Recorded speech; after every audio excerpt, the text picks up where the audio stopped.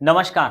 जवळपास 2021 पासून तर 2025 पर्यंतचा डेटा आपण या व्हिडिओमध्ये डिस्कस करतोय, की नेमकं इयर वाईज टोटल रजिस्ट्रेशन किती झालेले होते 21, 22, 23, 24, 25 मध्ये आणि त्यानुसार कट ऑफ कसा व्हॅरी झालेला होता आपल्या कॅटेगरीनुसार, रँकमध्ये सुद्धा आणि स्कोअरमध्ये सुद्धा. तर त्यामुळं इन्फॉर्मेशन देणारा व्हिडिओज आहे. थोडं स्किप करू नका, कारण स्किप जर केलं तर महत्त्वाच्या गोष्टी ज्या आहेत त्या सुटून जातील. बघा आता इयर वाईज रजिस्ट्रेशन सुरुवातीला आपण चेक करू. 2021 मध्ये काय झालेलं होतं, की टोटल जे रजिस्ट्रेशन होते 16,14,777 एवढे होते. आता 22 मध्ये काय झालेलं आहे, की रजिस्ट्रेशन वाढलेत. 18,72,343 म्हणजे जवळपास 2 लाखाच्या वर या ठिकाणी फरक पडलेला होता 21 आणि 22 मध्ये. आता यानुसार कट ऑफ मध्ये नेमका काय इफेक्ट झाला? कारण कट ऑफ हा बऱ्याचशा गोष्टीवर अवलंबून असतो. ज्यामध्ये आपली कॅटेगरी येते, ज्यामध्ये आपला रँक येतो, एस-एम-एल येतो. तर ते सगळं आपण पुढे बघू. आता यानंतर 2023 मध्ये काय झालं, की रजिस्ट्रेशनची संख्या पुन्हा एकदा 2 लाखानं वाढली. जर तुम्ही पाहत गेले 21, 22, 23 तर साधारण एक 2 ते 2.25 लाखाचा फरक तुम्हाला या ठिकाणी दिसून जाईल. 2 लाखाच्या वरच इन्क्रिमेंट झालेली आहे. आता यानुसार जो 21 पासून 23 चा जो कट ऑफ होता, की जो व्हॅरी करतो आपल्या कॅटेगरीवर. कट ऑफ कशावर अवलंबून असतो तर ते नेमकं लक्षात घ्या.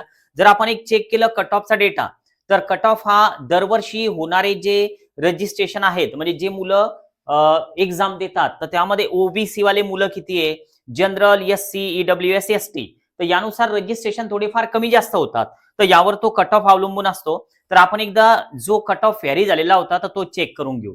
बघा आता हे गव्हर्नमेंट एमबीबीएस आणि इकडचं private MBBS, BMS, BDS, BHMS आपण एका वेगळ्या व्हिडिओमध्ये डिस्कस करू, कारण व्हिडिओची लेंथ थोडी वाढू शकते. आता यात जर आपण पाहत गेलो 21 मध्ये, 22 मध्ये, 23 मध्ये गव्हर्नमेंट एमबीबीएसचं नेमकं काय झालेलं आहे आणि प्रायव्हेटचं नेमकं काय झालेलं आहे, यामध्ये सविस्तर आमच्या टीमनं हे तयार केलेलं आहे. रँक एका साईडला ठेवलेला आहे आणि स्कोअर एका बाजूला आहे.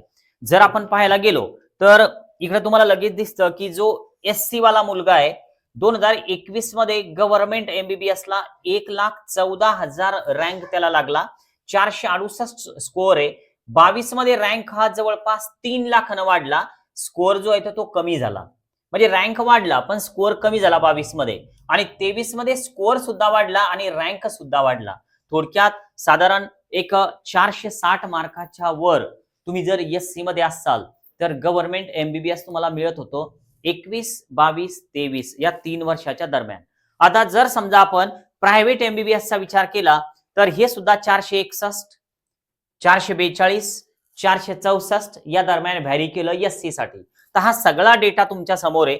आपल्याला फक्त एसटी ही एकमेव कॅटेगरी अशी दिसते, की ज्यांचा स्कोअर साधारण एक 350च्या पर्यंत आलेला दिसतो प्रत्येक वर्षी 21 मध्ये, 22 मध्ये, 23 मध्ये.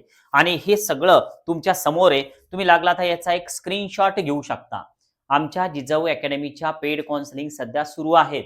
तुम्हाला जर पेड काउन्सिलिंग करायचं असेल आणि व्हिजिट सुद्धा सुरू केलेलं आहे पालकांच्या सध्या, कारण आफ्टर रिझल्ट कोणाला भेटणं शक्य होत नाही. कारण जे मुलं आम्ही घेतो, रजिस्ट्रेशन करतो ते लिमिटेड असतात आणि त्यांचे कामं सगळे सुरू असतात.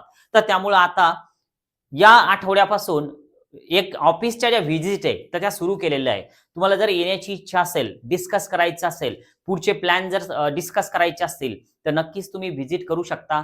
व्हॉट्सअपला एक मेसेज करा, जेणेकरून तुम्हाला एक वेळ, एक दिवस दिला जाईल. म्हणजे त्या वेळेमध्ये गर्दी वाढणार नाही आणि तुमची बेजारी होणार नाही. परस्पर येऊ नका. फक्त वेळ निश्चित करून त्या वेळेमध्ये या, त्या दिवशी या. म्हणजे इतरांना त्या गोष्टीचा त्रास होणार नाही. व्हिजिटची कोणतीही फीज नसते. आता हे बघा, हे सगळं तुम्हाला दिसतं, की एनटीडी, ओबीसी, ओपन हे सगळं नेमकं कशा पद्धतीने व्हॅरी केलेलं आहे. आणि लक्षात घ्या, आजचा हा जो व्हिडिओ आहे तर हा आपण मार्च महिन्यामध्ये बनवतोय.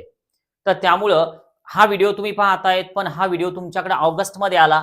तर ऑगस्टमध्ये तुम्ही जर ऑफिसला व्हिजिट करण्यासाठी आलात तर त्यावेळेस सगळ्या व्हिजिट बंद झालेल्या असतात, कारण त्यावेळेस काउन्सिलिंग सुरू झालेलं असतं. तर त्यामुळं मार्चमध्ये हा व्हिडिओ आहे. तुम्हाला जर यायचं असेल तर तुम्ही एक मेसेज करा, वेळ आणि दिवस घ्या आणि या.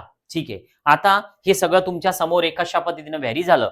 आता जर आपण पुढची जर स्लाइड पाहिली तर पुढचे रजिस्ट्रेशन 2024 आपण 20 पर्यंत आलेलो होतो. जवळपास 20 लाखाच्या वर रजिस्ट्रेशन 2023 पर्यंत झालेले होते. 20 लाखाच्या वर. आता 24 मध्ये रजिस्ट्रेशन किती झाले तर 24,06,079 म्हणजे 4 लाखानं या ठिकाणी संख्या वाढलेली आहे विद्यार्थ्यांची. कॉम्पिटिशन वाढत जाऊन राहिली. तर त्यामुळं तुमच्या लक्षात आलं असेल की आपण हे जे दाखवलेलं होतं सुरुवातीचं, हे कॉम्पिटिशन वाढत गेलेली आहे. 2021 पासून 25 पर्यंत हा एरो त्याच्यासाठीच होता. आता 24 मध्ये नेमकं काय झालेलं आहे, तर 24 लाख रजिस्ट्रेशन झाले. 25 मध्ये रजिस्ट्रेशनची संख्या थोडी कमी झालेली होती. 22,76,069 एवढे रजिस्ट्रेशन होते.